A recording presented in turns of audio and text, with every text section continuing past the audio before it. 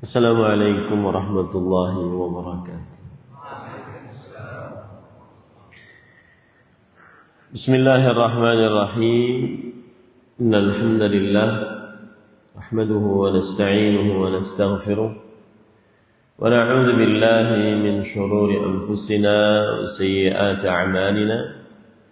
Man yahdihillahu fala mudilla lahu wa man yudlil fala hadiya lahu.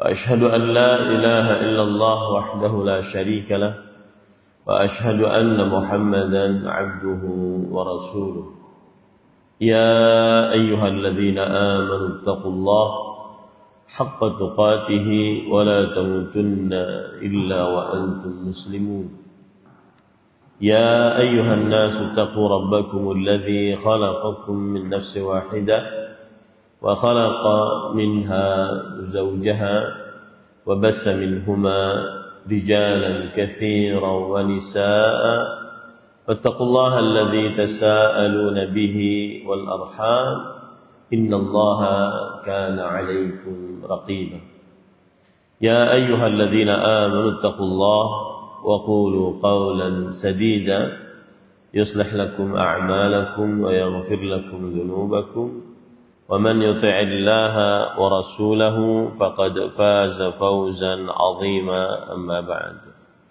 فإن أصدق الحديث كتاب الله وأحسن الهدي هدي محمد صلى الله عليه وعلى آله وسلم وشر الأمور محدثاتها وكل محدثة بدعة وكل بدعة ضلالة وكل ضلالة في النار. Alhamdulillah, kita bersyukur pada Allah Subhanahu wa taala pada hari ini, hari Ahad ba'da subuh 29 Jumadil Ula 1446 Hijriah, bertepatan dengan 1 Desember 2024. Kita dimudahkan oleh Allah Subhanahu wa taala untuk duduk bersama di Masjid Abdillah Rabbani Residence, Kabupaten Jember, Provinsi Jawa Timur, dalam sebuah kajian Islam ilmiah tematik membahas tema ad-du'a, adabuhu wa ahkamuhu wa akhta'un taqa'u fihi. Doa, adab, hukum, dan kesalahan-kesalahan yang terjadi di dalam. Salawat dan salam semoga selalu Allah berikan kepada Nabi kita Muhammad sallallahu alaihi wa alihi wasallam, pada keluarga beliau, para sahabat, serta orang-orang yang mengikuti beliau sampai hari kiamat kelak. Dengan nama-nama Allah yang husna dan sifat-sifatnya yang mulia, kita berdoa, Allahumma inna nas'aluka ilman nafi'an wa rizqan tayyiban wa amalan mutaqabbala. Allahumma anfa'na bima 'allamtana wa 'allimna ma yanfa'una wa zidna ilma. Allahumma inna nas'aluka al-huda wat-tuqa wal-'afaf wal-ghina. Ahibati fillah, 'afanillahu iyyakum. Para ikhwah dan akhwat, bapak ibu, saudara-saudari yang saya muliakan, saya cintai karena Allah. Semoga Allah Subhanahu wa taala senantiasa memberikan afiat kepada kita di dunia dan di akhirat. Pada kesempatan kali ini saya ingin membacakan kitab yang berjudul Ad-Du'a, Mafhumuhu, Ahkamuhu, Akhta'un Taqa'u Fihi, yang ditulis oleh Fadilat Syekh Muhammad bin Ibrahim Al-Hamad, hafizahullah ta'ala. Dan bagi para penuntut ilmu, kitab ini salah satu kitab yang bagus untuk dibacakan kepada para jamaah kaum muslimin. Dan di antara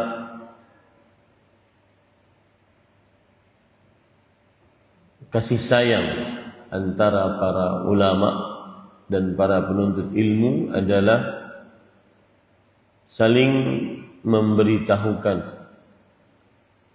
kitab-kitab yang bermanfaat untuk kaum muslimin. Seperti misalkan contohnya kita sering sekali dapat nasihat dari Fadilat Syekh Abdul Razzaq bin Abdul Muhsin Al-Badr hafizahumullah, jika kamu pulang maka minimal di hadapan jamaahmu bacakan kitab Al-Kabair, karena orang-orang umat Islam melanggar larangan-larangan Allah karena ketidaktahuan mereka. Ini contoh bahwa para ulama saling memberi hadiah dengan kitab, saling memberikan wasiat terhadap kitab. Maka saya katakan kitab ini bagus untuk dibacakan kepada jamaah, karena kitab ini lumayan lengkap untuk bab-bab yang berkaitan dengan doa, sampai permasalahan-permasalahan yang pelik di dalam perkara doa dibahas di dalam kitab ini. Di antaranya permasalahan yang sering ditanyakan, masalah ijabatul du'a min adamiha. Kemudian juga permasalahan al-hikam min ta'akhuri ijabatid du'a. Permasalahan yang berkaitan dengan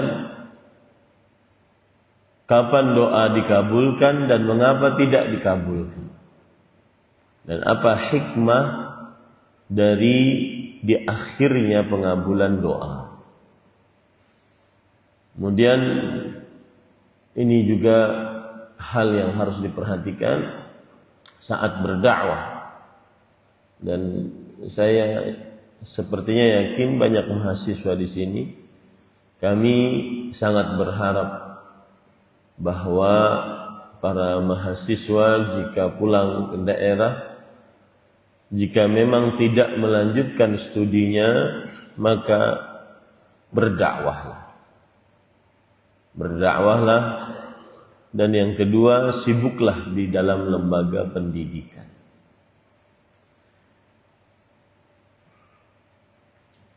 Sangat jarang di zaman sekarang para mahasiswa di bidang agama yang turun berdakwah atau mewakafkan dirinya untuk lembaga pendidikan, mau berjuang di dalam sebuah lembaga pendidikan dengan segala macam peraturan keterbatasan yang ada di dalam lembaga pendidikan tersebut. Ini nasihat sebelum masuk kepada kajian kita.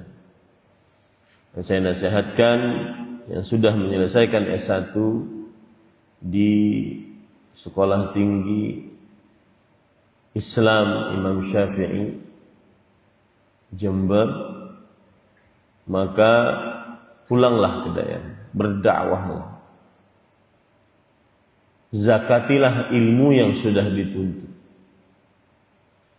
Kemudian terutama lagi sibuk dan mengabdikan dirinya kepada Allah melalui lembaga pendidikan.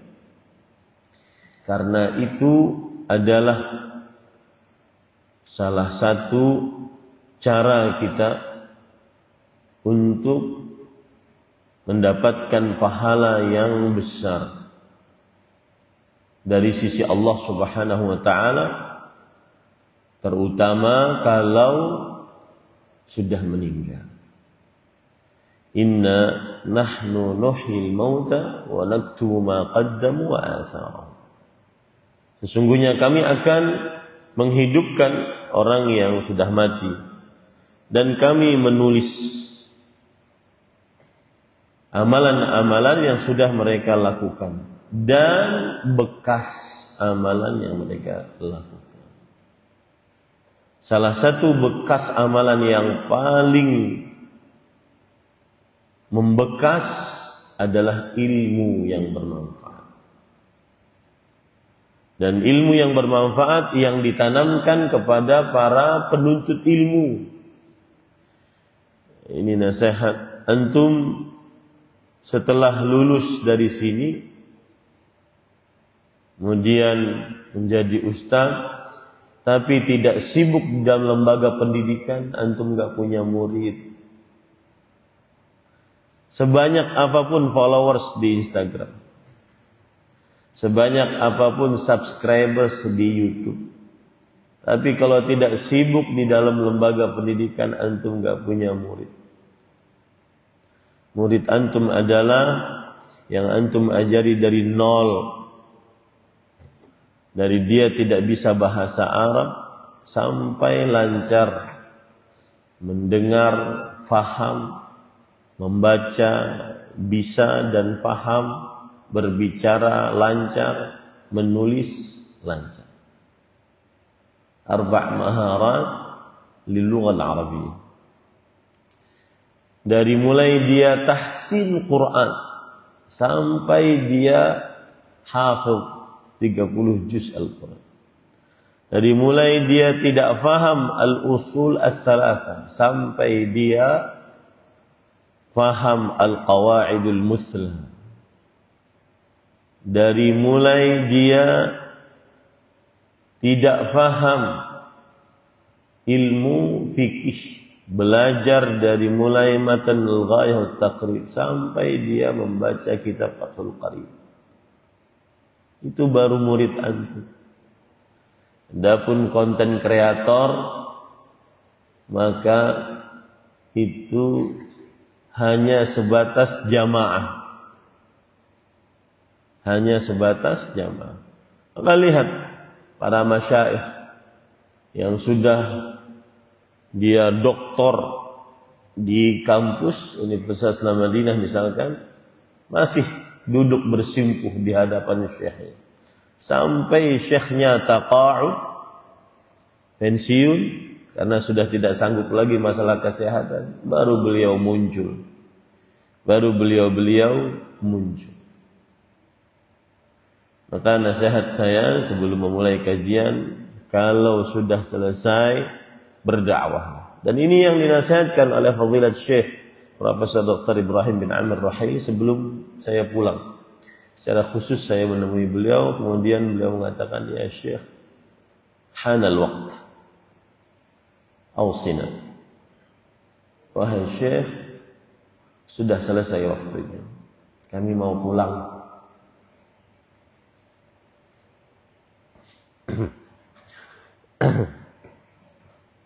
Beri wasiat kami. Kemudian beliau mengatakan, ishtaghil bil ilmi wal amal wad da'wah. Sibukkan dirimu dengan ilmu, amal dan dakwah. Maka pesan saya, kalau sudah nimba ilmu agama, pulang ke daerah. Pulang ke daerah, kemudian berdakwahlah. Dan usahakan menyibukkan diri dengan tetap, ya, menyibukkan diri dengan tetap di sebuah lembaga pendidikan. Dengan segala macam manis pahitnya lembaga pendidikan.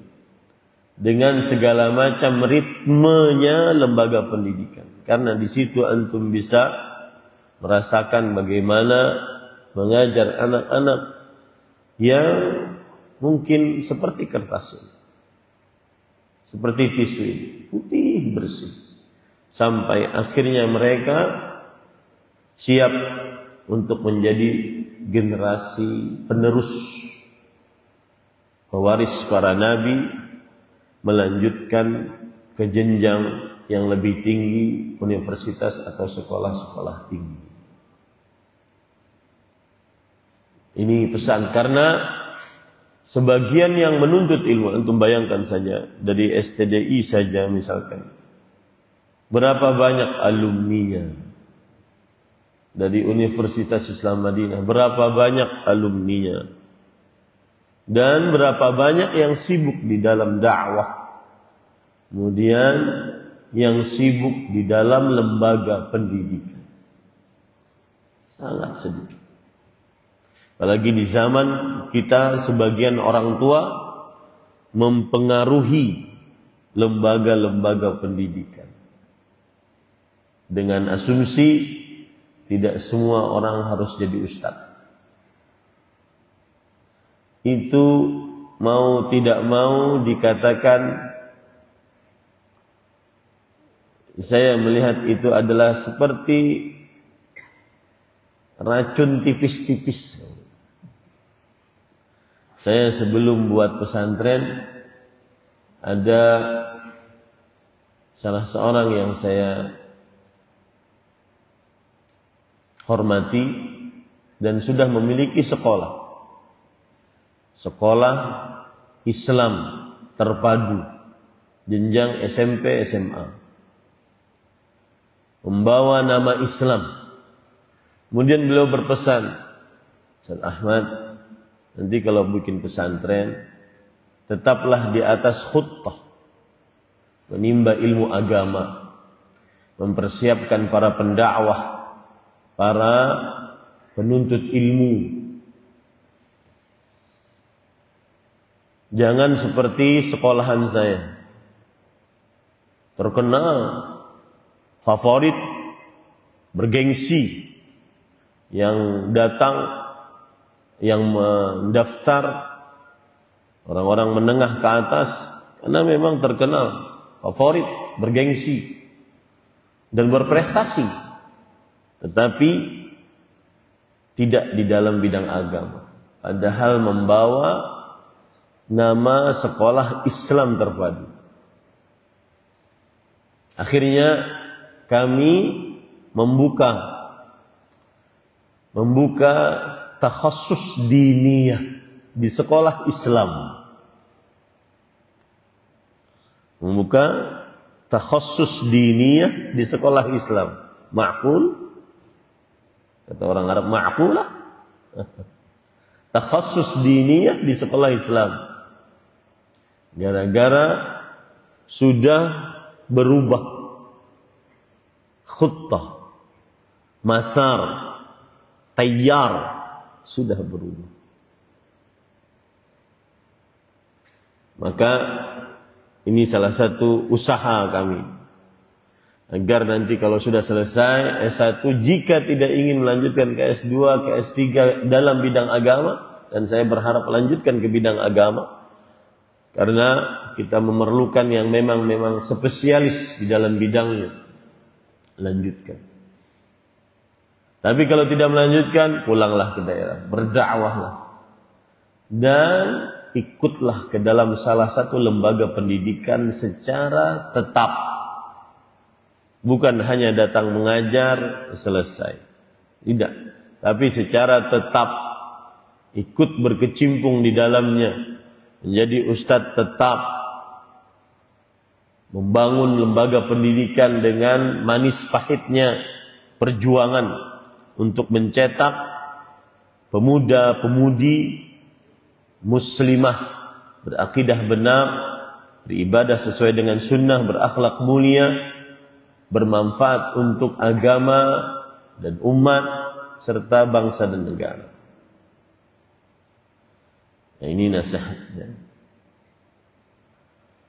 Adapun tema kita, para ikhwan yang dirahmati oleh Allah, insyaallah temanya ringan, yaitu yang berkaitan dengan doa, pemahamannya, adab-adabnya, hukum-hukumnya, dan kesalahan-kesalahan yang ada di dalam.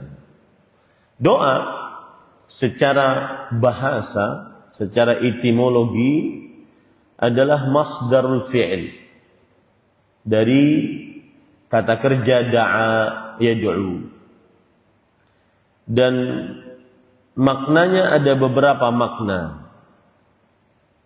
Yang pertama yaitu an-nida, panggilan. Kemudian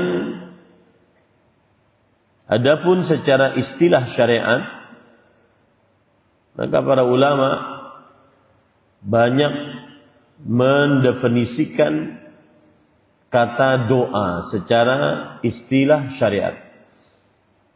Di antaranya yang dikatakan oleh Imam Abu Sulaiman Al-Khattabi rahimahullah, beliau mengatakan istid'a'ul rabbi rabbahu azza wa jalla al-inayata wa istimdaduhu iyyahu al-ma'unah.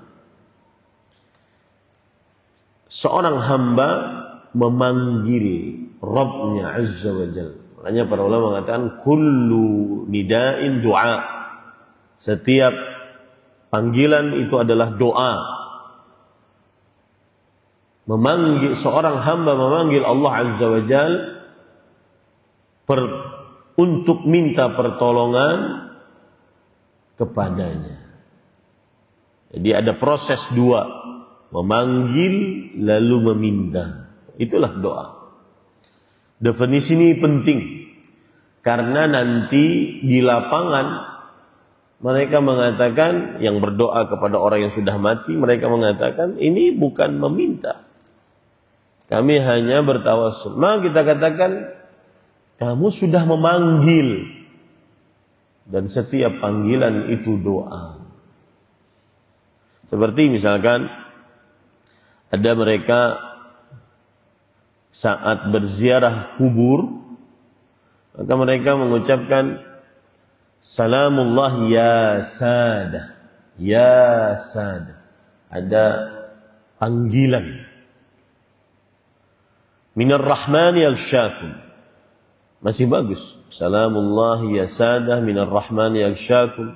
Keselamatan dari Allah, wahai para ulama, para pemimpin yang sedang dikubur di sini. Rahmat dari Allah meliputi kalian. Maksudnya semoga rahmat dari Allah meliputi kalian. Ibadallah ji'nakum. Wahai hamba-hamba Allah, kami datang kepada kalian. Qasadnakum talabnakum. Kami bermaksud kepada kalian, kami meminta kalian. Tu'inuna tughithuna bihimmatikum wa jadwakum. Hendaknya kalian menolong kami, al-i'anah, pertolongan, dan menolong kami dalam keadaan yang sempit. Mereka mengatakan enggak, ini tawassul. Maka kita katakan enggak, itu doa. Karena di depannya ada ya sad. Itu pentingnya salah satu pengertian dan harus memahami pengertian. Ini sering sekali dibicarakan oleh Fadilat Syekh Ibrahim bin Amir Rahim. Beliau sangat perhatian dengan definisi sesuatu. Dengan definisi sesuatu tersebut kita akhirnya bisa menghukumi sesuatu tersebut. Taib. Kemudian Imam Ibnu Qayyim Al-Jauziyah rahimahullah, tadi Imam Abu Sulaiman Al-Khattabi mengatakan dalam kitab Sya'nud Du'a. Sedangkan Imam Ibnu Qayyim rahimahullah dalam kitab Bada'i'ul Fawaid, beliau mengatakan huwa talabu ma yanfa'ud da'i wa talabu kashfi ma yadhurruhu au daf'uhu. Artinya meminta sesuatu yang bermanfaat bagi yang berdoa dan meminta menghilangkan apa saja yang membahayakan bagi yang berdoa, atau meminta menahan sesuatu yang berbahaya bagi yang berdoa. Di situ ada 3 poin berarti. Yang pertama, meminta sesuatu yang bermanfaat. Yang kedua, meminta dihilangkan sesuatu yang tidak bermanfaat atau membahayakan. Yang ketiga, meminta ditahan agar tidak terkena sesuatu yang tidak bermanfaat atau sesuatu yang buruk. Begitulah permintaan di dalam doa. Dia ada 3 poin. Yang bermanfaat kita minta, yang mudarat kita minta untuk dihilangkan kalau sudah terjadi, atau kita minta untuk ditahan jangan sampai terjadi. Dan itu ada disebutkan dalam hadis. Nanti antara doa dan musibah faya'talijan, bahasanya gitu. Faya'talijan, kedua-duanya saling dorong-mendorong. Antara doa yang naik ke atas dengan musibah yang mau turun. Faya'talijan. Di sinilah berlaku definisi. Dan Imam Ibnu Qayyim rahimahullah salah seorang ulama yang sangat juga perhatian dengan definisi. Talabu ma yanfa'ud da'i atau talab kashfi ma yadurruhu atau daf'i. Meminta sesuatu yang bermanfaat bagi orang yang berdoa dan meminta dihilangkan sesuatu yang mudarat atau ditahan sesuatu yang mudarat tersebut. Dan kira-kira itulah definisi yang jami' mani'. Sesuatu yang komprehensif pengertiannya. Tapi para ikhwan yang dirahmati oleh Allah, kemudian kita lanjut. Doa dibagi oleh para ulama menjadi 2. Du'aul mas'alah wa du'aul ibadah. Doa jikalau seseorang mengistiqsa, memperhatikan ayat-ayat Al-Quran, hadis-hadis Rasul sallallahu alaihi wasallam, maka dia akan tahu bahwa doa ada 2 macam. Yang pertama doa permintaan, dan yang kedua doa ibadah. Fadilat Syekh Al-Mufassir Abdurrahman bin Nasir As-Sa'di rahimahullah di dalam kitab beliau Al-Qawaidul Hisan di Tafsir Al-Quran, beliau berkata, kullu ma warada fil Qur'an min al-amri bid-du'a wan nahyi 'an du'a'i ghairillah was sana' 'ala ad-da'in yatanawalu du'a al-mas'alah wa du'a al-ibadah. Setiap apa saja yang terdapat dalam Al-Quran berupa perintah doa, larangan untuk berdoa kepada selain Allah, memuji orang-orang yang berdoa, maka ini semua mencakup 2 hal. Doa permintaan dan doa ibadah. Kemudian beliau berkata, ini perkataan penting. Wa hadhihi qa'idatun nafi'ah. Ini adalah kaidah yang sangat bermanfaat. Fa inna aktsaran nas innama yatabadaru lahum min lafdhi ad-du'a wad-da'wah du'a al-mas'alati faqat wa la yadhunnun dukhula jami' al-ibadati fi ad-du'a. Ini kaidah yang bermanfaat karena sebagian besar manusia kalau sudah mendengar kata doa, maka yang ada dalam benaknya adalah doa meminta saja. Dan tidak mengira bahwa seluruh ibadah termasuk doa. Wa ada khata'un jarrahum ila ma huwa syarrun. Inilah kesalahan yang menarik mereka kepada keburukan yang sangat besar. Apa itu? Kesyirikan. Saya beri contoh. Ada syubhat yang disampaikan oleh seorang tokoh yang akhirnya ditelan mentah-mentah. Kita ini yang dakwah sunnah, dakwah salaf, dituduh suka mengkafir-kafirkan. Kemudian dengan retorikanya dia mengatakan bahwa Nabi Muhammad SAW dahulu, kalau ada orang yang sudah menyerah, mau dibunuh, lalu setelah itu dia mengucapkan la ilaha illallah, kalaupun dibunuh juga, maka sangat dimarahi oleh Rasulullah SAW yang membunuh tersebut. Aqataltahu ba'da an qala la ilaha illallah. Apakah engkau membunuhnya setelah dia mengucapkan la ilaha illallah? Terus itu diulangi oleh Rasulullah sallallahu alaihi wasallam. Kata orang ini, itu keadaan Rasul sallallahu alaihi wasallam. Kalau sudah ada orang yang mengucapkan la ilaha illallah, maka tidak mudah untuk mengkafirkan orang yang mengucapkan la ilaha illallah. Nah, kita katakan kita sepakat pada itu.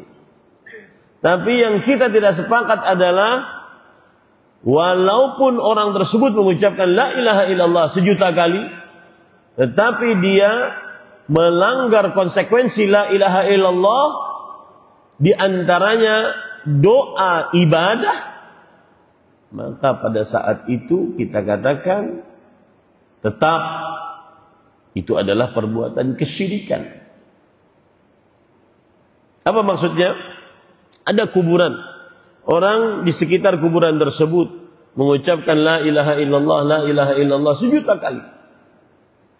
Maka ucapan la ilaha illallah ini seharusnya ibadah yang dikerjakannya niatnya hanya untuk Allah Subhanahu wa taala. Baik itu doa permintaan, dia minta hanya kepada Allah, atau doa ibadah, yaitu ucapan la ilaha illallah tadi, dia niatkan hanya untuk Allah Subhanahu wa taala, bukan untuk makhluk. Nah, di sini pentingnya mengapa para ulama membagi antara doa permintaan dengan doa ibadah. Karena sebagian orang-orang yang melakukan kesyirikan, mereka menganggap bahwasanya doa ibadah tidak perlu untuk niat. Jadi kalau seandainya niatnya untuk selain Allah, maka tidak tergolong kesyirikan menurut mereka. Ucapan orang yang mengucapkan la ilaha illallah itu sendiri menurut mereka sudah ibadah. Maka kita enggak. Ucapan la ilaha illallahmu akan bernilai, bervalue ibadah kalau seandainya niatnya untuk Allah Subhanahu wa taala. Di situ mengapa para ulama membagi ada doa permintaan, ada doa ibadah. Jadi bukan hanya sekedar pembagian itu. Di situ ada maksud. Wahai kalian kaum muslimin, kalau berdoa, berdoalah kepada Allah. Kalau sudah dikerjakan, bagus. Begitu juga kalau beribadah, yang notabene-nya ibadah itu adalah doa ibadah, seperti zikir, salawat, baca Quran, yang notabene-nya itu adalah doa juga, maka niatkanlah untuk Allah, bukan untuk orang yang sudah mati.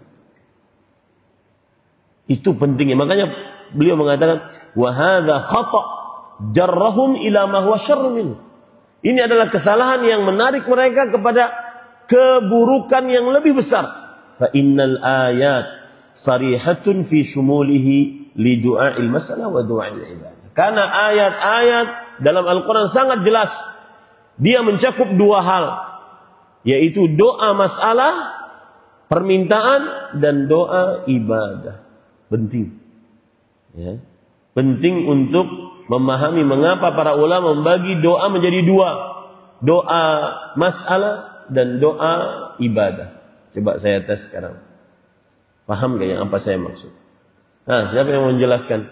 Mengapa para ulama membagi menjadi dua? Doa masalah dan doa ibadah. Nah, ada hadiah 100.000. Nah, la ahad. Ya Allah, istabiqul khairat. Aina min tulab min Banjarmasin wain. Irfa' yadahu. Ana a'rifu.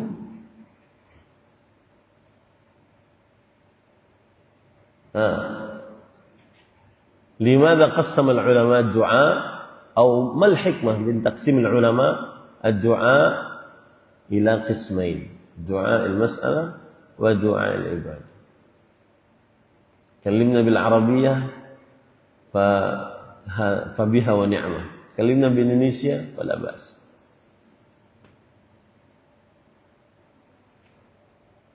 Antum tullabul ilm. Sebagian ini fikih berdakwah nanti kalau keluar ya. Ustadz kita dulu kalau ngajar ilmu, mereka ngajarin ilmu yang membekas, sehingga meskipun jamaah biasa seperti penuntut ilmu yang mumpuni. Beda dengan sekarang,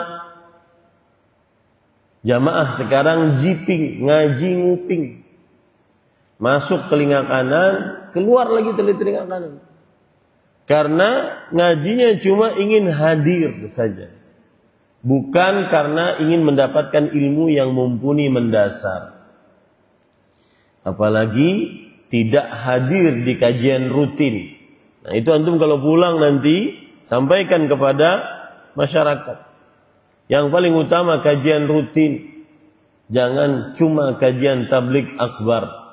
Bahkan ada istilah di tengah dunia pengajian, dunia persilatan pengajian, ada istilah ikhwah akhwat spesialis tabligh akbar.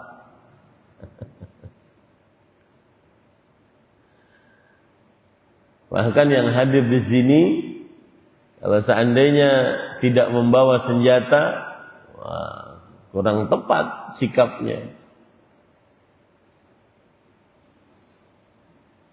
Nah, kita ingin ilmu yang sampai bermanfaat. Salah satu di antaranya bisa dihafal, nanti disampaikan. Ya Allah, ma fi ahad. Tafadhal Syekh. Hawil. Ana ma ahtad ila taqsim, ahtad ila al-hikmah.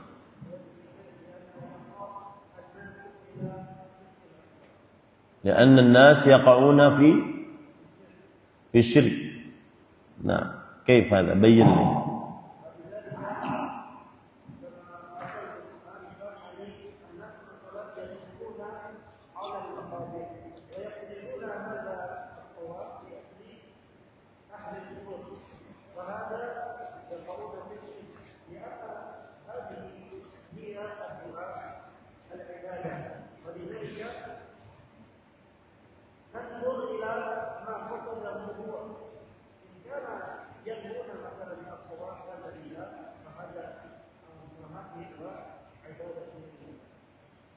Ahsan, barakallahu fiik. Beliau mencontohkan dengan tawaf. Tawaf itu adalah ibadah, dan dia pada saat yang bersamaan adalah doa ibadah. Orang-orang yang tawaf di kuburan misalkan, maka pada saat itu mereka menganggap kami sedang tidak berdoa meminta kepada orang yang dikubur. Apa salah kami? Kami tidak melakukan kesyirikan. Oke, kalau seandainya dianggap perbuatan bidah, ya. Tapi kan nggak kesyirikan, nggak salah dong kami. Kenapa itu sebuah kesyirikan? Maka kita katakan tawafmu adalah doa ibadah. Doa ibadah harus lillahi ta'ala. Sholawatmu adalah doa ibadah. Karena secara tidak langsung saat orang bersolawat, berzikir, baca Quran, itu adalah dia sedang berdoa kepada Allah, minta pahala dari ibadah tersebut. Itu yang dimaksud dengan doa ibadah. Maka wajib pada saat itu untuk lillahi ta'ala. Ikhlas. Mengikhlaskan ibadah hanya kepada Allah subhanahu wa ta'ala. Yang mana arti ikhlas secara bahasa ada 3. As-safa, an-naqa, wat-tanazzuh 'anil akhlaqi wal awshad. Bersih, murni, terlepas dari kotoran, campuran apapun. Dan arti ikhlas secara istilah syariat adalah alla tatluba 'ala 'amalika syahidan ghairallah wa la mujazziyan siwa. Itu harus terlaksana saat doa ibadah. Di situ pentingnya mengapa para ulama membagi doa, ada doa masalah, ada doa ibadah. Mereka mengatakan, saya ketika berdoa kepada orang mati, iya itu dianggap kesyirikan. Saya nggak melakukannya. Cuma tawaf di sisi kuburan, masa dianggap kesyirikan? Nah, kita katakan, kalau tawafmu untuk orang yang sudah mati bukan karena Allah, maka itu adalah apa? Kesyirikan. Kenapa? Karena melakukan doa apa? Ibadah kepada selain Allah. Alhamdulillah. Addaitul amanah. Para ikhwan yang dirahmati oleh Allah, kemudian, nah ini menarik. Ini penting. Bahkan untuk para penuntut ilmu sebelum jamaah umum, yaitu mempelajari keutamaan berdoa. Fadilat Syekh Al-Allamah Al-Faqih Muhammad bin Salih Al-Utsaimin rahimahullah, beliau sering mengatakan, saya waktu itu ingat perkataan beliau tentang wudu. Kata beliau, jika seseorang ingin khusyuk saat beribadah, maka pelajarilah keutamaan-keutamaan ibadah tersebut.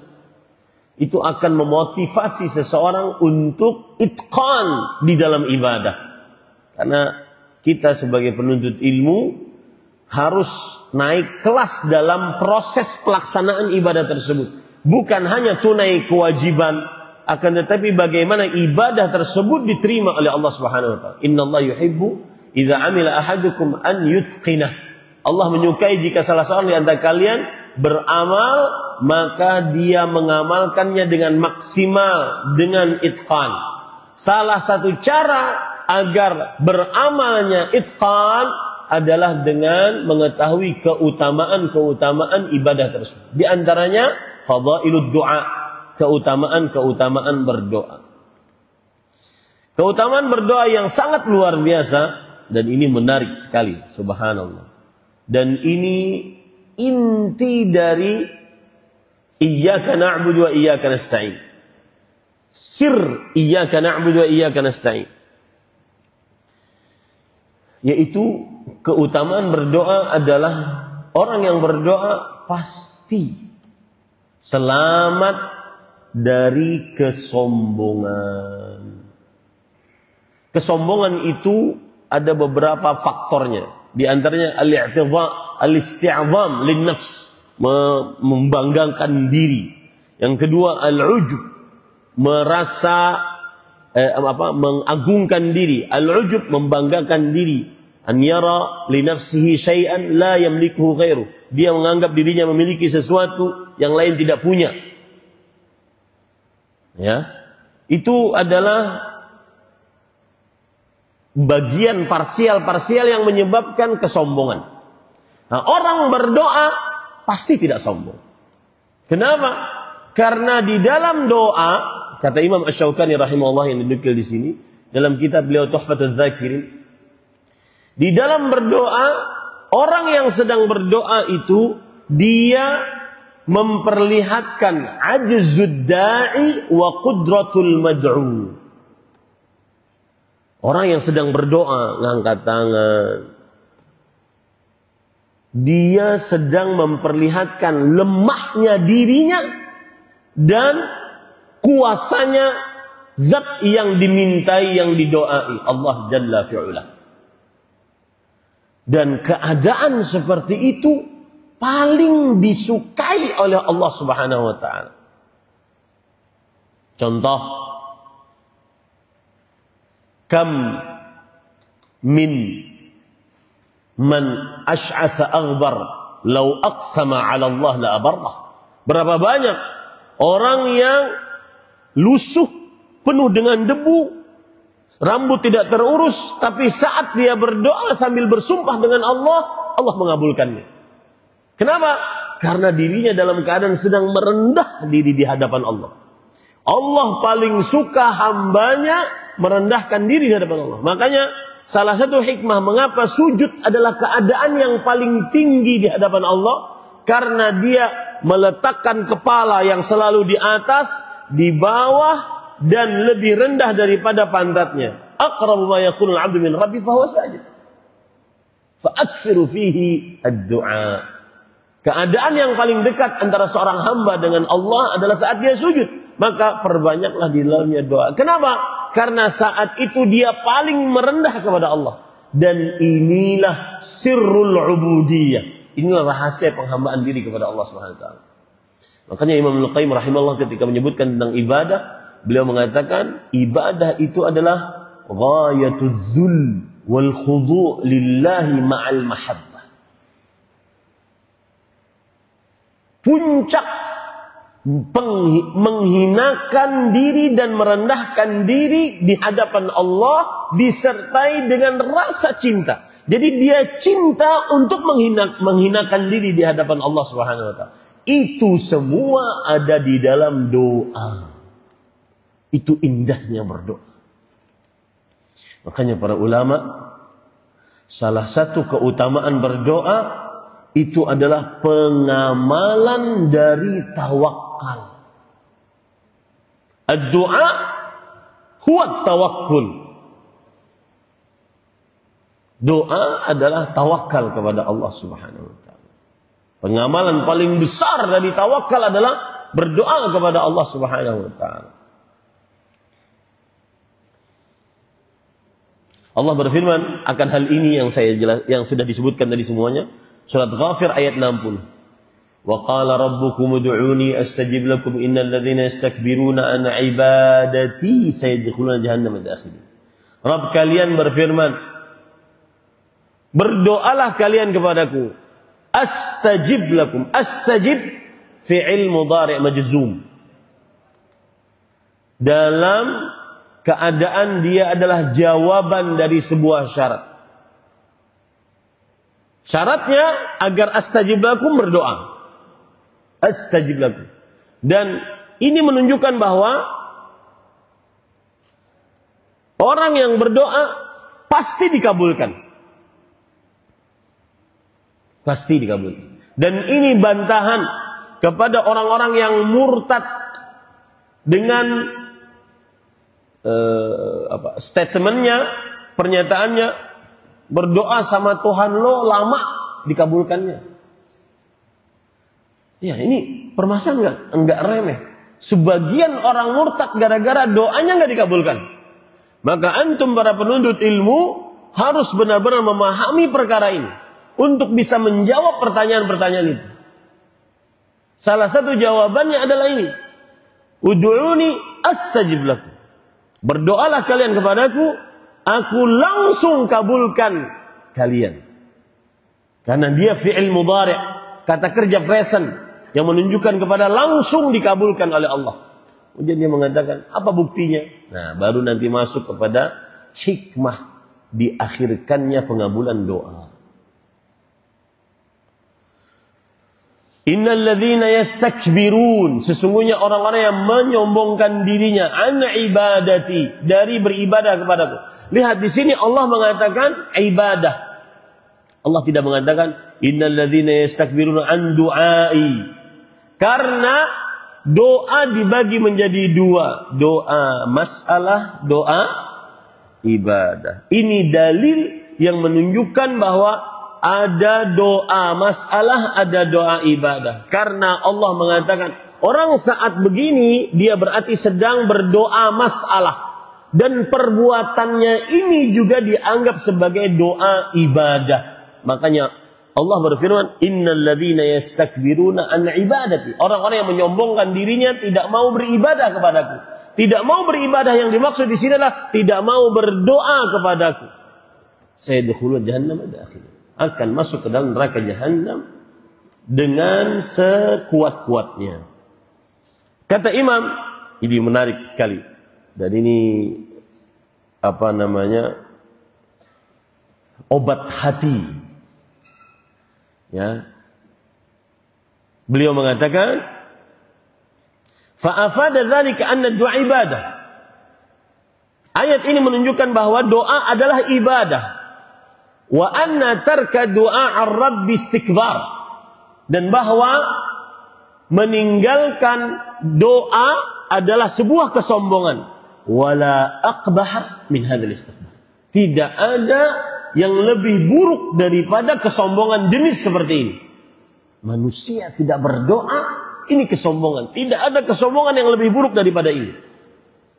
Wa kaifa yastakbiru al-'abdu min du'a'i man huwa khaliqun lah. Bagaimana bisa seorang hamba menyombongkan dirinya dari berdoa kepada siapa yang telah menciptakannya, wa raziquh, dan memberikan rezeki kepadanya, wa mujiduhu minal adam, yang mengadakannya dari tidak ada, wa khaliqul alami ajma', dan pencipta seluruh alam semesta, wa raziquh, dan pemberi rezeki kepada alam semesta, wa muhyih wa mumituhu wa musibuhu wa mu'aqibuh, dan yang memberi ganjaran pahala, yang menyiksa dan menghidupkan, mematikan. Kok bisa ada seorang hamba yang tidak mau berdoa kepada zat yang seperti itu agungnya?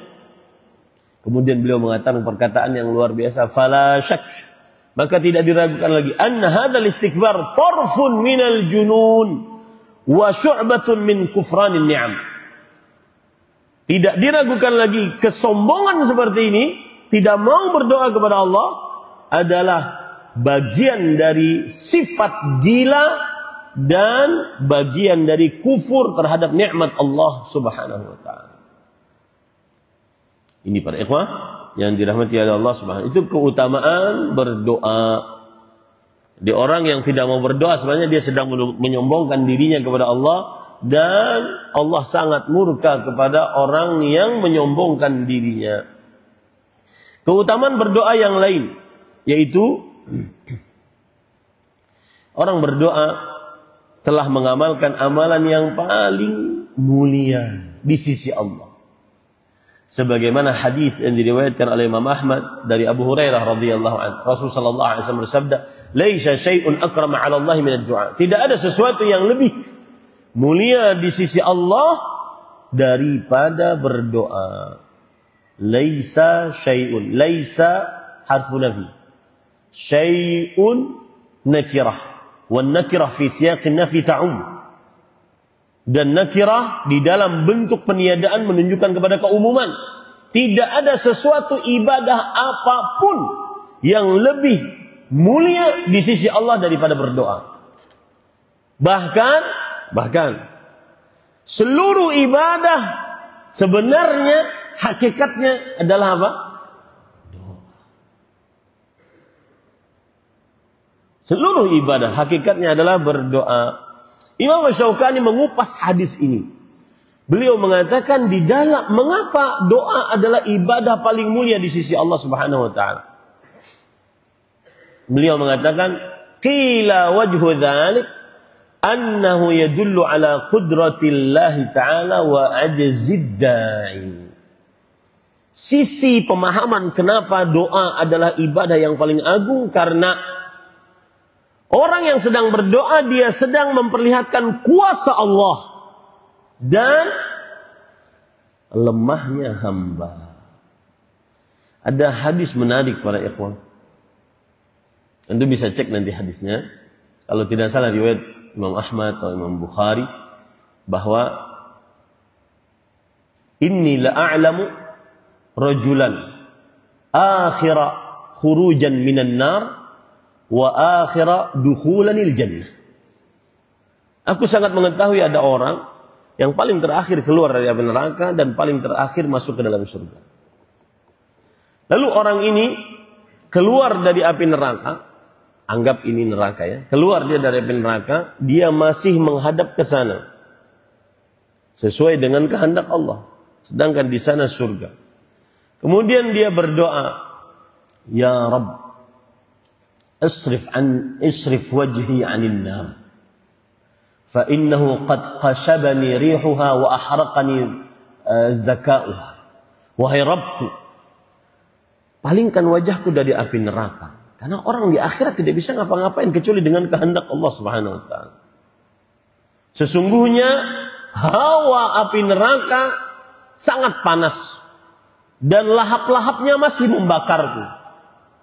Kemudian Allah Subhanahu wa taala mengatakan, apa janjimu? Kamu tidak akan minta kecuali itu. Kemudian orang ini berkata, bi'izzatika wa jalalik, dengan kemuliaan dan keagunganmu, la atlubu ba'dahu abadan, la as'aluka ba'dahu abadan. Aku tidak akan mohon kepadamu kecuali itu. Dipalingkan wajahnya oleh Allah Subhanahu wa taala. Alhamdulillah. Setelah dia berpaling, dia melihat surga. Ra'a bahjataha wa nura. Dia melihat megahnya surga, cahaya di surga. Orang ini langsung berdoa, ya Rabb, qarribni inda babil jannah. Ya Allah, dekatkan aku ke depan pintu surga. Ini juga kenapa sih nggak langsung minta, ya Allah masukkan aku ke dalam surga. Dia masih minta pintu surga gitu coba. Kemudian Allah Subhanahu wa taala langsung mengatakan, wayhak, celaka engkau.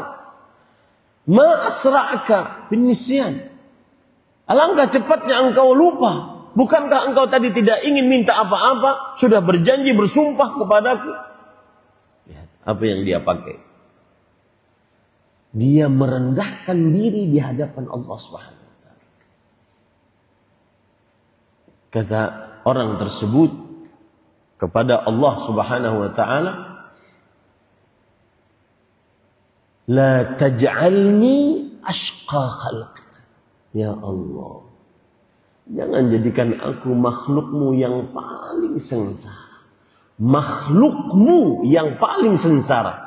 Mengakui diri sebagai makhluk, mengakui diri sebagai hamba, itu paling disukai oleh Allah Subhanahu wa taala. Disitulah terjadi, hal itu terjadi saat berdoa. Paham ya? Saya. Lalu Allah Subhanahu wa taala katakan, jika aku kabulkan untukmu, engkau dekat dengan pintu surga, engkau berjanji tidak akan minta sesuatu apapun setelah ini, bi'izzatik wa jalalik, dengan keagunganmu dan kemuliaan, aku tidak akan minta kecuali ini. Dekatkan pintu surga, mencium bau wangi surga. Ya Rabb, adkhilnil jannah. Wahai Rabb, masukkan aku ke dalam surga. Kemudian Allah Subhanahu wa taala, wayhak, celaka engkau. Udah 2 kali nih. Ya. Sama dia mengatakan, la taj'alni ashqa khalq. Jangan jadikan aku makhlukmu yang paling sengsara. Maka para ikhwan yang dirahmati Allah, itulah doa. Di dalamnya ada sebuah ibadah yang sangat agung. Kemudian para ikhwan yang dirahmati oleh Allah Subhanahu wa taala. Nah, ini yang saya katakan tadi. Yang ketiga, keutamaan berdoa. Ad-du'a dalilun ala tawakkulillahi azza wa jalla.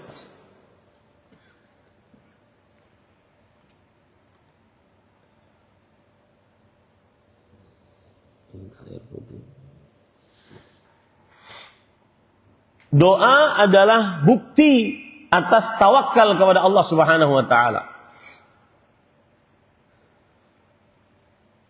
Kenapa begitu? Apa pengertian tawakal? Tawakal pengertiannya adalah i'timadul qalbi 'ala Allah fi jalbi naf'in aw daf'i dharrin ma'a fi'lil asbab. Bersandarnya qalbu kepada Allah dengan sebenar-benar sandar untuk mendapatkan kebaikan atau tertahan mudarat dengan mengerjakan sebab. Maka orang yang bertawakal, rahasianya, hakikatnya adalah bersandar qalbu kepada Allah Subhanahu wa taala. Kapan bersandar qalbu kepada Allah? Yang paling terlihat, yatajalla halu i'timadil qalbi 'ala Allah halad du'a. Kapan seseorang benar-benar dinyatakan bersandar kepada Allah, nampak sandaran dirinya kepada Allah saat dia berdoa. Disitulah istimewanya doa. Dan saya berpesan pada ikhwan, terutama jamaah umum ataupun para penuntut ilmu, kita ini bagus sudah diajari oleh ustadz kita untuk bertauhid, untuk mengikhlaskan ibadah kepada Allah. Akhirnya kita menjauhi syirik besar. Tidak berdoa kepada orang mati, tidak percaya kepada tukang ramal, tidak percaya kepada tukang sihir, dukun, tidak percaya, tidak memakai jimat. Sudah bagus. Tidak bertabaruk dengan tabaruk yang syirik, tidak bertawassul dengan tawassul yang syirik. Bagus. Itu ajaran ustaz-ustaz kita. Tapi jangan lupa, ketergantungan kalbu kita juga harus bertauhid. Di zaman sekarang sebagian orang sudah ngaji tauhid, terutama ini terjadi saat setelah Covid ya. Yang mana sebagian orang sampai detik ini masih recovery ekonominya, masih belum tuntas tentang ekonominya, tidak seperti sebelum Covid. Maka sebagian orang kadang-kadang sudah bersandar kepada selain Allah. Dia sadari atau dia tidak sadari, sangat mengagungkan makhluk. Akan kadang-kadang kalau sudah nelfon orang yang dianggap bisa membantunya, bisa menolongnya, maka dia benar-benar menundukkan diri. Padahal lewat telepon, siap. Wa ina tauhid? Mana tauhid? Mana tawakal kepada Allah Subhanahu wa taala? Mana tauhid? Mana tawakal kepada Allah Subhanahu wa taala? Ya. Sama seperti misalkan kita nuntut ilmu di sini. Kemudian kita mengatakan, sering ada status mengatakan begitu. Ustadz siapa yang pertama kali kamu dengar ceramahnya sehingga kamu mendapatkan petunjuk? Itu bagi orang yang mendalami tauhid itu sangat fatal kesalahan. Maka harus disebutkan semuanya bergantung kepada Allah. Setelah petunjuk dari Allah, setelah takdir dari Allah, ustadz siapa yang kamu dengar ketika kamu mendapatkan petunjuk dari Allah Subhanahu. Semuanya sandarkan kepada Allah. Dan penuntut ilmu yang lebih wajib untuk bersandar kepada Allah Subhanahu wa taala. Ini pada ikhwan yang dirahmati. Dan itu semua ada di dalam doa. Saya ingin bertanya sekarang bagi ujian. Salah satu keutamaan berdoa adalah dalil tawakal kepada Allah. Bagaimana kamu bisa menjelaskan bahwa doa adalah dalil tawakal kepada Allah? Nah, di mikrofon.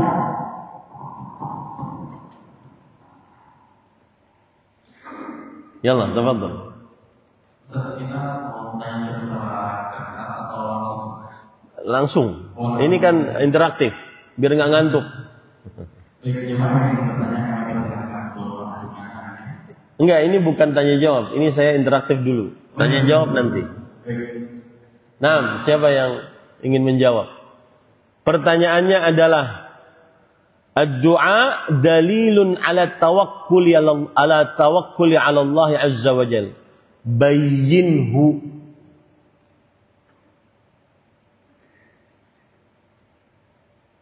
Fadhal. Jarrib wala hatta takun 'arifan. Naam. فهمت السؤال؟ طيب، لأن فهم السؤال نصف الجواب. نعم.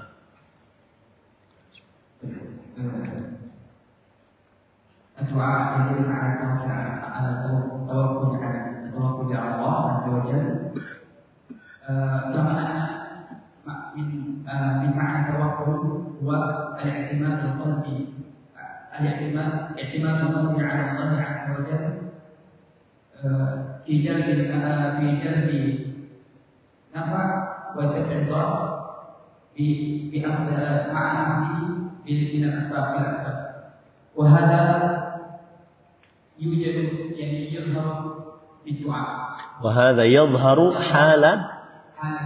حال الدعاء اعتماد القلب على الله يظهر حال الدعاء وأعظم ما يظهر اعتماد القلب على الله حال الدعاء.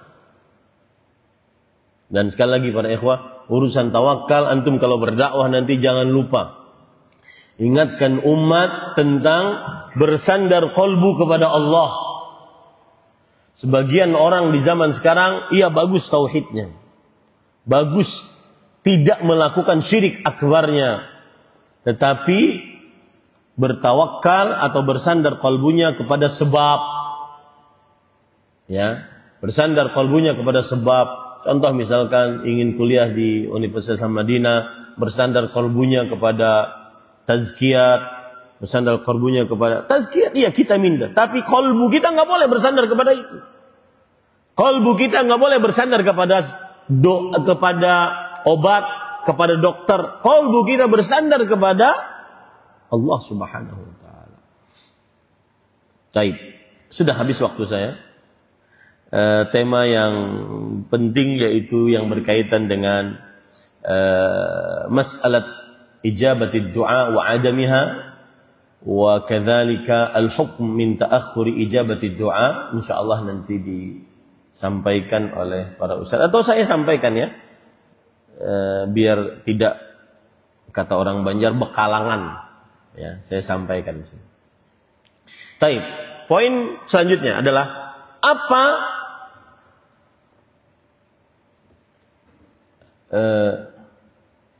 apa hikmah dari diakhirkannya pengabulan doa? Apa hikmah dari diakhirkannya pengabulan doa? Poin ini ada turunannya. Turunan yang pertama adalah al-asl anna ijabat ad-du'a dalilun ala salahil mar'i wa taqwa. Asalnya memang kalau doa kita dikabulkan itu berarti orang ini saleh, orang ini bertakwa, makanya dikabulkan oleh Allah doanya. Seperti kisah Sa'ad bin Mu'adz, mujabud da'wah. Ya, asalnya begitu. Tetapi kadang ada situasi, ada kasus yang meskipun orang yang ini soleh berdoa tidak dikabulkan, atau sebaliknya orang yang tidak soleh berdoa dikabulkan. Contoh Rasul Shallallahu Alaihi Wasallam, beliau berdoa ada yang tidak dikabulkan oleh Allah Subhanahu Wa Taala. Dalam hadis riwayat Imam Muslim, Sa'altu Rabbi thalathan fa'atani thintain. Aku memohon kepada Allah 3 perkara, dikabulkan dariku 2. Berarti 1 nggak dikabulkan. Wa mana'ani wahidah. Allah tidak mengabulkan dariku 1 doa. Sa'altu Rabbi alla yuhlika ummati bis-sanati fa'a'taniha.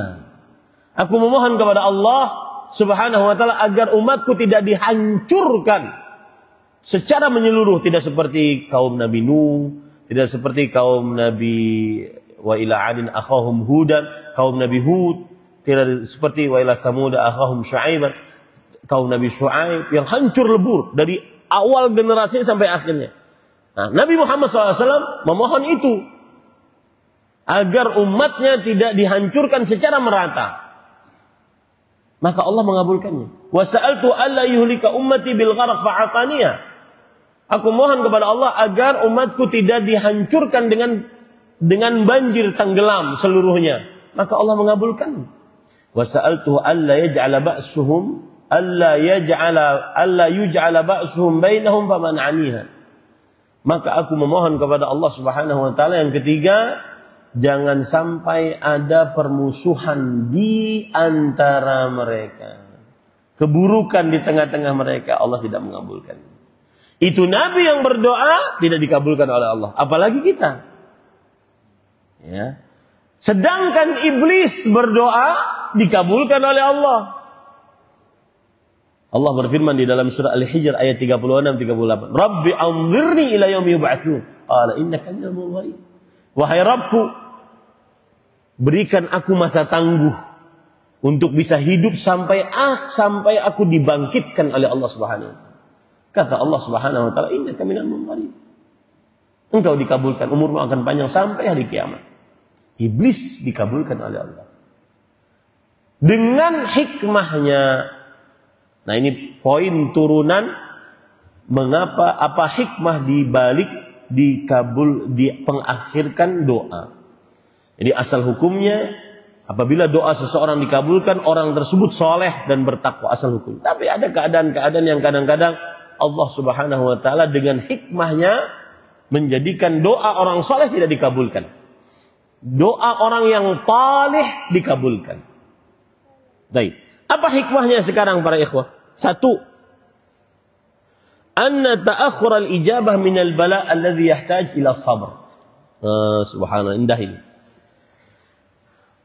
Orang kalau berdoa, doanya tidak langsung dikabulkan, maka ini termasuk ujian yang memerlukan kesabaran. Dari sabar tersebut dia dapat pahala. Ya kan? Dia sabar, dari sabar tersebut dia dapat apa? Pahala. Ada perkataan ulama salaf pernah dinukil oleh Fadilat Syekh Profesor Dr. Abdul Razak bin Abdul Muhsin di dalam websitenya. Dan saya berpesan ya, banyak-banyak baca website beliau. Alhamdulillah kita ini di zaman media sosial banyak-banyak baca website beliau. Banyak-banyak baca kitab beliau. Insya Allah bermanfaat. Ada perkataan ulama salaf, usibtu bi musibah fa ahmadullah ta'ala arba'a marrat. Perkataan bentar ya. Saya ingin mencarikan namanya siapa.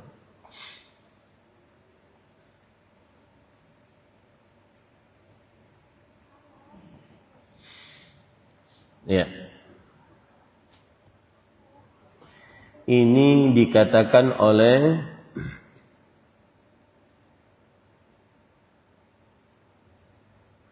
Asy-Sya'bi, Amir bin Syarahil, seorang tabi'i. Asy-Sya'bi, Amir bin Syarahil, seorang tabi'i berkata, anna Syuraihan qal, Syuraih rahimahullah, seorang tabi'i berkata, inni la usabu bi musibah. Aku mendapatkan musibah. Fa ahmadullah 'alaiha arba' marrat. Aku bersyukur kepada Allah atas musibah tersebut 4 kali. Yang pertama, idlam takun a'zama mimma hiya. Oh, ternyata musibahnya enggak lebih besar daripada yang aku rasakan sekarang. Oh, begini saja berarti saya sangguplah menghadapinya. Satu. Yang kedua, wa ahmaduhu idz razaqani sabra 'alaiha. Dan aku memuji Allah ketika Allah memberikan rezeki kesabaran kepadaku. Karena dengan sabar pahalanya tanpa batas. Orang yang berdoa tidak dikabulkan berarti itu ujian, memerlukan kesabaran. Lalu dia bersabar berarti pahalanya tanpa batas. Innama yuwaffas sabiruna ajran bighairi hisab. Sesungguhnya orang-orang yang bersabar akan disempurnakan pahalanya tanpa batas. Ini yang saya maksud. Ya. Hikmah dari diakhirkannya pengabulan doa adalah ujian. Ujian ini memerlukan kesabaran. Dengan sabar atas diakhirkannya pengabulan doa yang dia itu adalah ujian, dia akan mendapatkan pahalanya besar. Ya. Kemudian yang ketiga, idz waffaqani lil istirja' lima arju fihi min ats-tsawab. Aku bersyukur kepada Allah yang ketiga saat mendapat musibah, Allah memberikan petunjuk kepadaku untuk bisa mengucapkan inna lillahi wa inna ilaihi raji'un. Dan orang kalau mendapat musibah mengucapkan inna lillahi wa inna ilaihi raji'un, maka dia akan mendapatkan 3 keistimewaan. Rasulullah Allah Subhanahu wa taala berfirman, ulaika alaihim salawat min rabbihim. Pujian dari Allah di hadapan para malaikat. Wa rahmah, kasih sayang.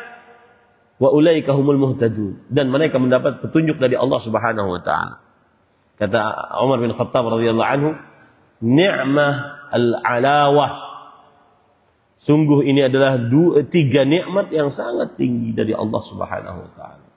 Yang keempat, wa ahmaduhu idz lam yaj'alha fi dini. Ini luar biasa. Dan aku bersyukur kepada Allah, musibah tersebut tidak ada urusannya dengan agamaku. Karena diuji dari agama dengan tidak sholat, melakukan kesyirikan, tidak puasa Ramadan, itu lebih besar daripada ujian musibah. Makanya Rasulullah SAW bersabda dalam hadis riwayat Imam Tirmidzi, Rabbana la taj'al musibatana fi dinina. Nah, itu hikmah yang pertama para ikhwan. Hikmah yang kedua adalah, nah ini dia, menarik. Anna Allah Azza wa Jalla huwa malikul mulk. Falahu at-tasarruful mutlaq bil 'ata'i wal man'. Fala rada li fadlihi ولا معقب لحكمه ولا اعتراض على عطائه ومنعه إن أعطي ففي بطل وإن منع فبعدل. Yang artinya Allah sang raja, terserah Allah ingin berbuat. Kalau Allah mengasih, memberi, menjawab doa, itu berarti dengan karunia-Nya. Kalau Allah menahan, berarti dengan keadilan-Nya. Kita cuma hamba. Ya, masa maksa orang yang maksa minta, kemudian nyalah-nyalahin. Kalau berdoa sama Tuhan lo lama, doa sama Yesus cepet. Iya, mereka mengatakan gitu. Ya, saking kurang ajarnya mereka terhadap Allah Subhanahu Wa Taala. Dan ini permasalahan harus antum dalami baik-baik. Ya, hikmah dari pengabulan doa. Hikmah dari pengakhiran pengabulan doa. Yang ketiga, dan ini menarik para ikhwan yang dirahmati oleh Allah Subhanahu wa taala.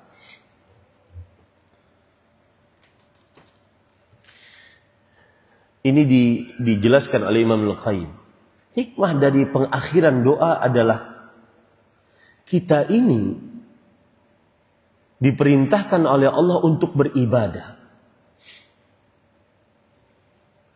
Kemudian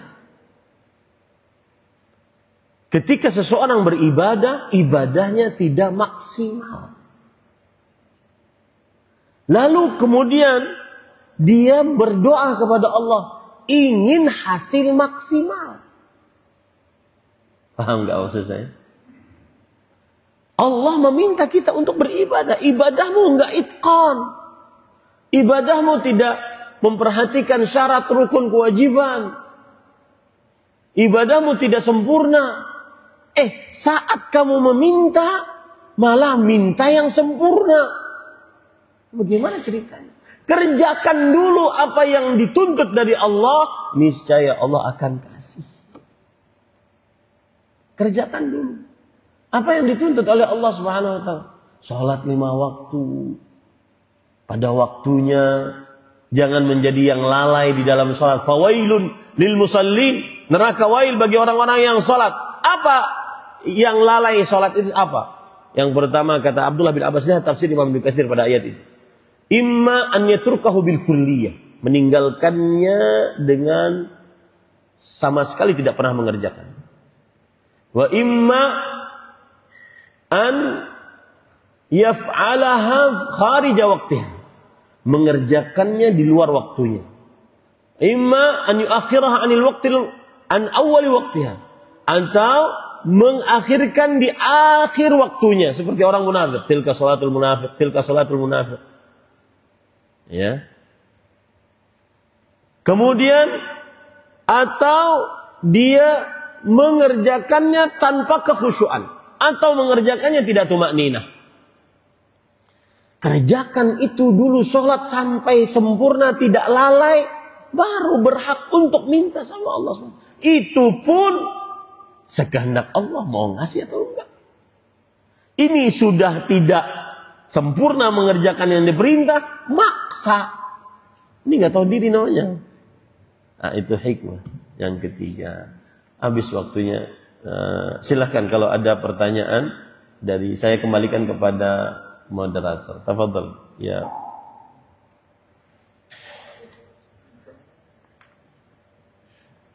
Bagi jemaah yang memiliki pertanyaan bisa dituliskan di kertas dan bisa disampaikan ke depan. Sebelum sesi tanya jawab, izinkan menyampaikan sebuah informasi terkait donasi wakaf pembangunan gedung fasilitas kelas dan asrama sholat hafizul Quran Kota Purwani.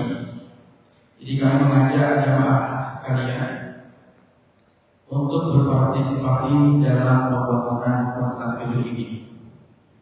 Pembangunannya itu yang ada di lapangan depan, yang ada di pagar itu, insya Allah akan dibangun gedung fasilitas dan asrama sekolah. Jadi kami sangat membutuhkan bantuan jemaah sekalian untuk pembangunan ini. Jadi kami telah menyediakan 2 stand untuk jemaah bertanya lebih lanjut di sebelah utara untuk jemaah ikhwan dan sebelah timur untuk jemaah. Jadi sekali lagi para jemaah bangunan ini boleh gedung 3 lantai sebagai fasilitas kelas dan asrama untuk digunakan di tahun ajaran baru. Lokasinya tepat sekali di rumah Rabbani Residence. Total biaya pembangunan 3 lantai yang pertama ini sejumlah 2,6 miliar.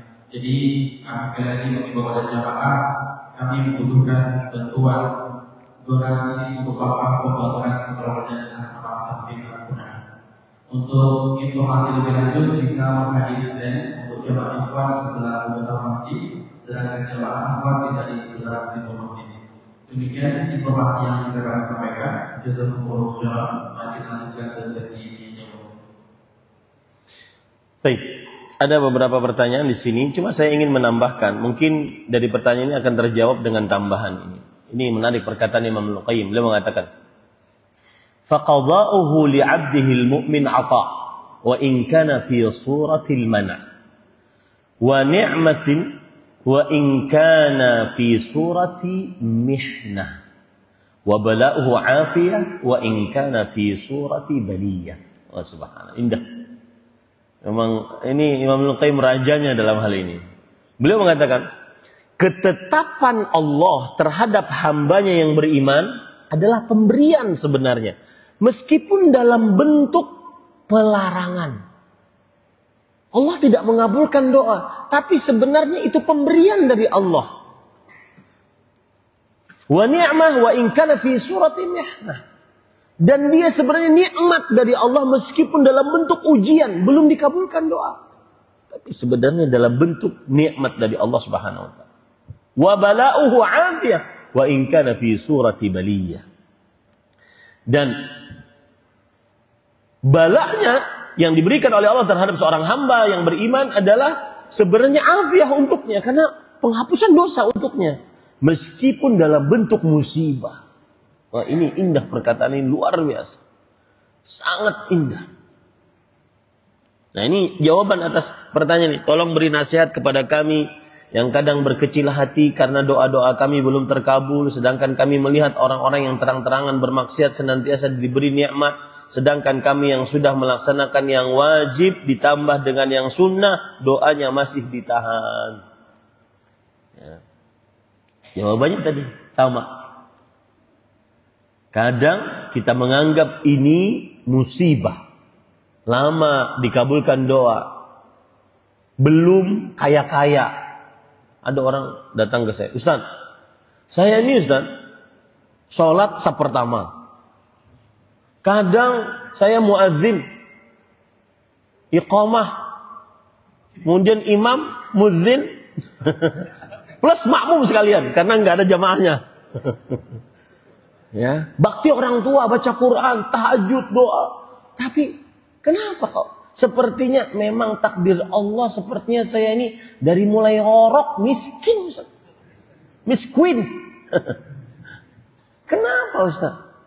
Sedangkan itu Ustaz, tetangga di samping, rumahnya megah, mobilnya mewah, bininya 4. Itu sholatnya cuma 2 kali setahun. Sholat apa? Idul Fitri, Idul Adha. Itu pun karena dia ketua panitia.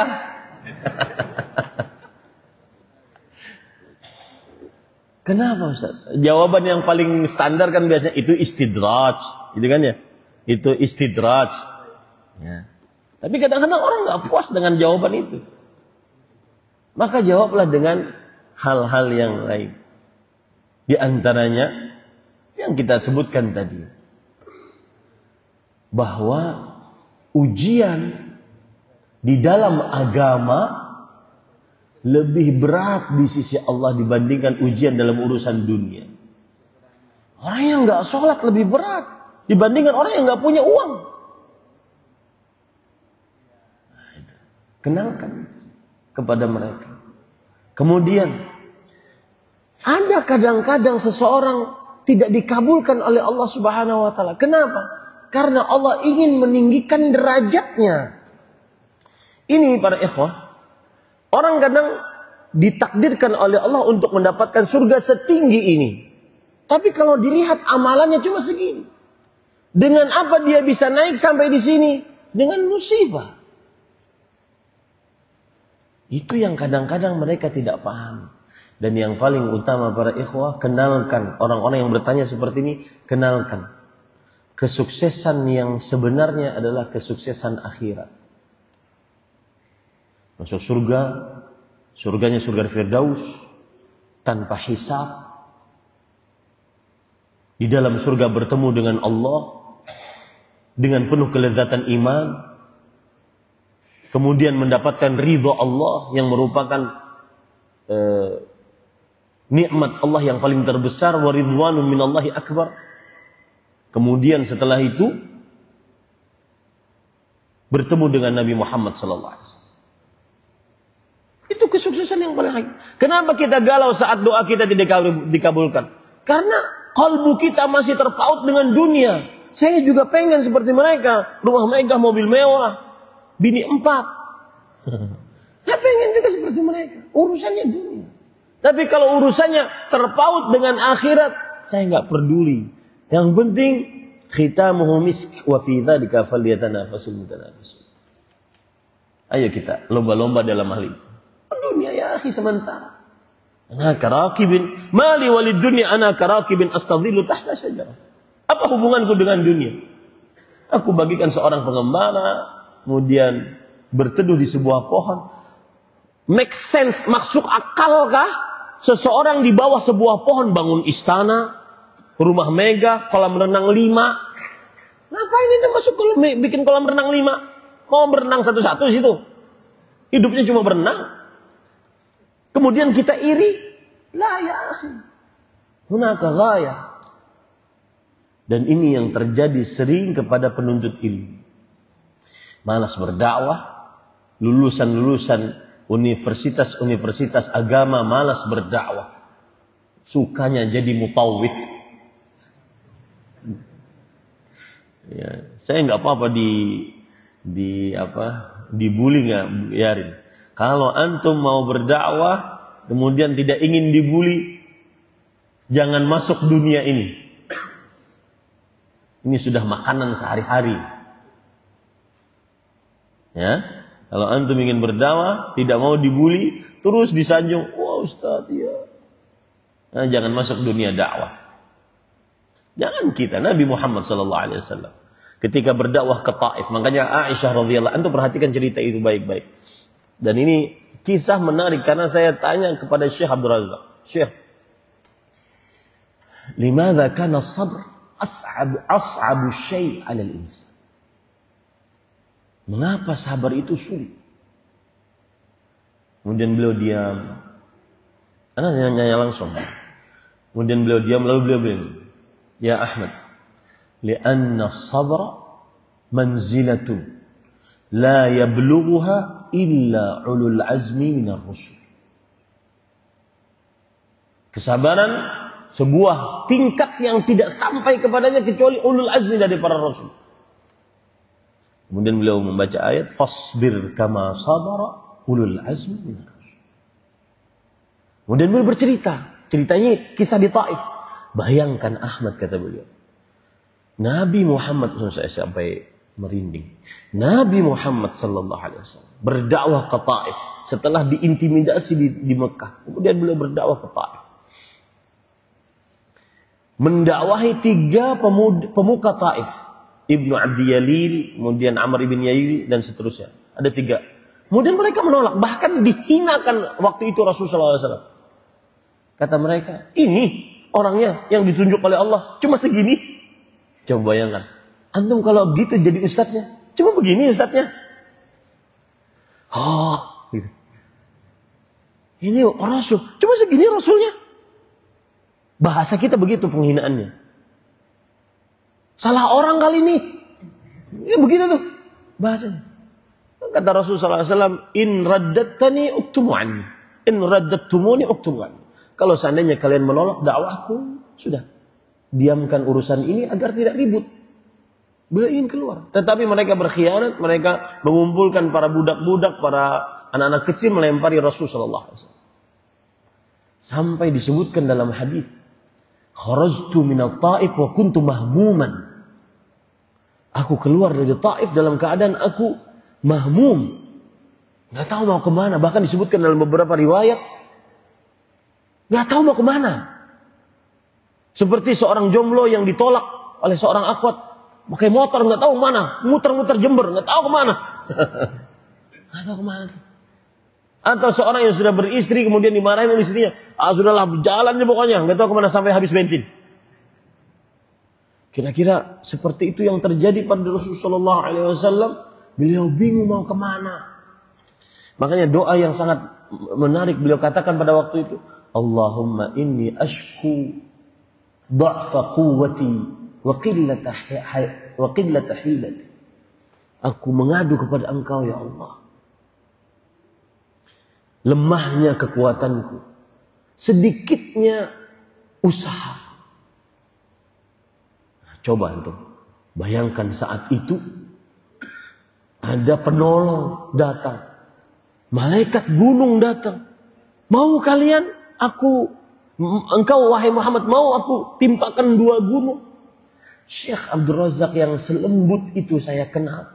Beliau mengatakan, kalau saya diganti aktornya waktu itu, Nabi Muhammad ganti saya, jangan 2 gunung Ahmad, 10 gunung sekalian. Itu Syekh. Tapi apa kata Rasul sallallahu alaihi wasallam? La bal arju an yukhrijallahu min aslabihim man ya'budullah la yusyriku bihi syai'an. Dan terbukti doa Rasul sallallahu alaihi wasallam dari kota Taif, dari Bani Tamim, orang-orang yang memperjuangkan agama Islam. Nah, kalau kembali ke permasalahan tadi, kalau seandainya berdakwah nggak ingin dicela, jangan berdakwah. Maka saya katakan, orang-orang yang sudah belajar ilmu agama, jalanlah di jalan dakwah. Jangan terlalu dunia. Pertanyaan seperti ini karena ingin dunia. Ingin dunia. Wallahu a'lam. Misalkan seorang dia tawaf di kuburan dan dia meniatkan ibadahnya untuk Allah, apakah dia jatuh kepada kesyirikan atau kebid'ahan? Jawab, tidak, dia tidak jatuh kepada kesyirikan. Dia jatuh kepada kebid'ahan. Kenapa? Karena ibadah tawafnya karena Allah. Kan pengertian kesyirikan tidak terjadi pada praktek ini. Taswiyatu ghairillah billah fi syai'in min khasaisillah. Menyamakan selain Allah dengan Allah dalam perkara yang khusus milik Allah Subhanahu wa taala. Tidak masuk ke dalam perkara ini. Wallahu a'lam. Bagaimana hukum berdoa setelah sholat sambil menengadah tangan? Ini harus dibahas. Dan saya pesan kepada para mahasiswa, waktu kalian sekarang banyak bahas. Kalau anak-anak santri saya, SMP, SMA, waktunya banyak menghafal. Kalau kalian sudah masuk jenjang jami'iyah, banyak bahas. Salah satu yang perlu dibahas adalah masalah ini. Bahas secara ilmiah. Nah, jawabannya adalah, lihat bagaimana cara menjawab. Jawabannya adalah al-asl. Anna raf'al yadain fi du'a min adabid du'a. Asal hukumnya mengangkat tangan dalam berdoa adalah termasuk adab dalam berdoa. Kapanpun, dimanapun. Kemudian baru setelah itu dikecualikan. Kecuali yang Rasulullah Sallallahu Alaihi Wasallam berdoa tidak mengangkat tangan di dalam keadaan-keadaan tersebut. Seperti setelah azan berdoa untuk doa setelah azan, berdoa untuk doa setelah wudu. Maka pada saat itu beliau tidak mengangkat tangan. Maka lebih sunnah tidak mengangkat tangan. Adapun doa setelah sholat, maka masuk kepada hukum asal. Kembalikan dia kepada hukum asal. Tetapi jangan sampai dirutinkan. Karena kerutinan, pengkhususan harus memerlukan dalil. Fadilat Syekh Ibrahim bin Amir Rahili mengatakan, taqyidu mutlaq man qayyada mutlaqan bila dalil fahuwa mubtadi'. Siapa yang membatasi sesuatu yang mutlak tanpa dalil, maka dia melakukan perbuatan bid'ah. Maka berdoa mengangkat tangan setelah sholat silahkan, tetapi jangan dibatasi bahwa selalu seperti itu, karena ketika selalu seperti itu memerlukan apa? Dalil. Wallahu a'lam. Afwan, lebih cepat, lebih lewat 5 menit, mohon maaf. Sallallahu nabiyana Muhammad walhamdulillahirabbil alamin. Saya berpesan terakhir ya, nasihat dari kakak kelas kepada adik-adik kelasnya. Hati-hati dengan godaan, syubhat dan syahwat. Yang mana syubhat sebabnya adalah taqdimul aql ala syara'. Lebih mengedepankan akal dibandingkan syariat. Sedangkan syahwat sebabnya adalah taqdimul hawa 'alal aqli wasyara'. Lebih mengedepankan hawa nafsu daripada akal dan syariat. Kadang-kadang orang yang sudah kenal dakwah, penuntut ilmu, berzina dengan wanita yang sudah bercadar. Karena tadi lebih mengedepankan hawa nafsu daripada akal sehat. Dan yang lebih parah lagi, ini suami orang, ini istri orang. Pokoknya para ikhwah, kalau urusan perempuan, antum saya lemah. Jangan sok kuat. Kita ini kalau sudah di hadapan urusan perempuan seperti kerupuk kena air. Ya, nggak peduli dia jenggotnya panjang, hafal 30 juz Al-Quran. Itu kenyataan dan fakta di lapangan. 30 juz hafal Al-Quran, dapat ijazah sanad Al-Quran, tidak menjamin dirimu terperosok ke dalam syahwat yang diharamkan. Apa yang bisa menjaminnya? Khasyatullah. Memang benar-benar baru terasa perkataan. Dulu kita menganggap apa sih maknanya ini? Dari perkataan Abdullah bin Mas'ud. Laisal ilm bi kathrati riwayatil hadith, innamal ilmu khasyatullah. Perkataan ulama innamal ilmu al-aslu khasyatullah. Apa sih maksudnya ini? Ternyata itu maksudnya. Tidak akan ada yang bisa menahan itu semua kecuali takut kepada Allah. Ya. Takutlah kepada Allah. Khasyatullah. Apa itu khasyah? Al-khawf ma'al ma'rifah. Kita takut kepada Allah karena kita mengenal Allah. Al-alim, as-sami', al-basir. Yauma idzin tu'radun la takhfa minkum khafiyah. Tidak ada yang tersembunyi dari Allah Subhanahu wa taala. Fa amma man khafa maqama rabbih wa nahan nafsa 'anil hawa. Ingin tertahan dari hawa nafsu, maka harus khafa maqama rabbih. Harus takut kepada Allah Subhanahu wa taala. Wallahi saya punya pesantren kepada ikhwah. kita ajari dari mulai nol, bersih seperti yang saya ucapkan. Nol. Benar-benar nol. Tahsinnya kita ajarin. Sampai 1 tahun kadang. Ajarin. Sampai lancar, sampai hafal 30 juz. Dapat sertifikat. Diajari akidah yang benar. Diajari ibadah sesuai dengan sunnah. Diajari akhlak yang mulia. Diberikan peraturan seketat mungkin. Tidak manfaat. Kalau tidak khasyatullah. Di luar sekecil apapun dia. Ada kesempatan. Sekecil waktunya. Dia akan gunakan untuk maksiat kepada Allah. Khasyatullah. Al-ilmu khasyatullah. Ilmu itu semakin orang membuat takut kepada Allah. Makanya Syekhul Islam Ibnu Taimiyah rahimahullah mengatakan, kullu man khasyallah fahuwa alim walal aks. Siapa yang takut kepada Allah, dialah orang yang berilmu, dan tidak sebaliknya.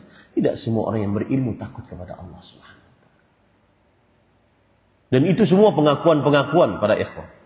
Maka saya ini anak-anak muda ganteng-ganteng, ya. Di sana anak-anak putri cantik-cantik, syahwat masih membara, media sosial di mana-mana. Setiap malam bingung mau ngapain. Hati-hati. Khasyatullah. Kalau sudah tidak sanggup menahan, segera menikah. In yakunu fuqara'a yughnihimullah. Allah akan memberikan rezekinya masing-masing. Saya pengalaman dulu ya, ini cerita pengalaman dulu. Umur 27. Makanya saya nasihatkan yang maksimal umur 25. Karena kalau sudah 27 itu melihat perempuan lewat meskipun bercadar. Kita di Madinah nggak pernah lihat perempuan yang mana-mana bercadar. Itu kalau sudah abayanya melambai-lambai, gemeter kita. Sampai saya pulang liburan bilang ke mama, "Mah, nikah, Mah. Janda juga nggak apa-apa, Mah." Ya sudah saking gemeternya itu. Makanya waktu itu saya tahun ketiga kalau nggak salah hajian di Arafah, doanya cuma ya Allah, zawaj, ya Allah, zawaj, ya Allah. Iya, dari mulai habis zuhur sampai maghrib. Sudah besoknya tanggal 13 pulang saya dari hajian, pulang tanggal 13 siang sudah pulang, malam sampai ke Madinah. Ustaz Abdullah Zan telepon, "Din, ini ada akhwat siap diproses." "Siap." Berarti kan dikabulkan oleh Allah doanya. Waktu itu nggak tahu dari mana dia. Ya. Alhamdulillah nggak dari Papua gitu. Karena kalau Papua kan kejauhan. Nah, makanya kalau sudah memuncak syahwatnya, nikah. Daripada berdosa sendirian, berdosa pacaran, penuntut ilmu. Jadi keras hatinya. Apa yang kita pelajari beda dengan apa yang kita lakukan. Innamal ilmu khasyatullah. Ilmu itu benar-benar menghasilkan khasyatullah. Semoga bermanfaat. Dan saya ucapkan antum mudah-mudahan diberkahi dalam menimba ilmu agama. Kemudian pulang ke masyarakat untuk bisa mengamalkan ilmu tersebut dan mendakwahkannya. Jazakumullahu khairan. Yang baiknya dari Allah Subhanahu wa taala. Subhanakallah bihamdika asyhadu an la ilaha illa anta astaghfiruka wa atubu ilaik. Wassalamualaikum warahmatullahi wabarakatuh.